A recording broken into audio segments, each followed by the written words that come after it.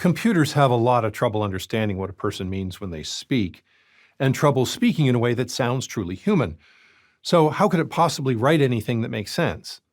That turns out to be an easier problem than the first two.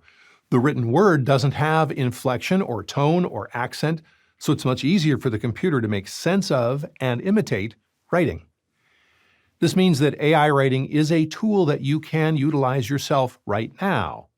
See if you can't find a place where this can help you work smarter, not harder. For instance, say that you use an AI research assistant to read through a ton of articles, and you ask it to summarize the text. Instead of just giving you a list of pages that might have what you're looking for, like Google search results, it can show you just the parts that have the info you need. Your AI assistant can also find a needle in a haystack. Give it all the baseball articles you can find, and it can identify the best left-handed batter in the American League in odd-numbered years who are over 30 years old pitching on Wednesdays at away games. The impressive part is that this information doesn't need to be tabulated or labeled in advance. When the machine has enough examples, it can even translate from one language to another. From French to Spanish, no problem. German into English, piece of cake. But if you've ever come across colloquial Russian or something as unique as Macedonian, the translated results don't convey the speaker's meaning very well and often are simply incomprehensible because the machine doesn't have enough examples. So a computer can translate from one language to another and can summarize a lot of articles. But can it write one? Generative Pre-trained Transformer 3, or GPT-3, can answer questions and summarize text without any training. GPT-3's most well-known capability is producing human-like text.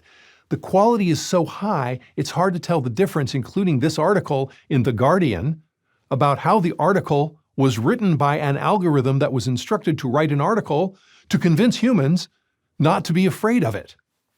Compelling. We're a long way from computers generating jokes, even jokes that even a 6-year-old would find funny. Today's systems can't quite understand the question, if Missouri and Mississippi wore New Jerseys, what would Delaware? Can't do it. The answer? Idaho, Alaska.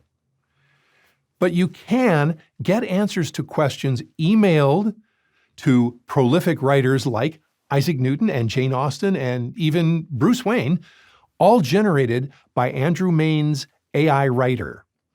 If there are enough examples, the machine will learn to imitate them. Think about how the products you use or will create and how they might communicate with people on your behalf, professors, colleagues, customers, even other machines. For example, I'd like to text my car and ask it if the tires are properly inflated, or how to improve my GPS signal, or perhaps I'd like my computer to email my cable company and get an answer about why the bandwidth is so slow at 10 o'clock in the morning. How about you? Where do you see a need for better, automated, intelligent communication? You may just stumble onto the next billion-dollar idea.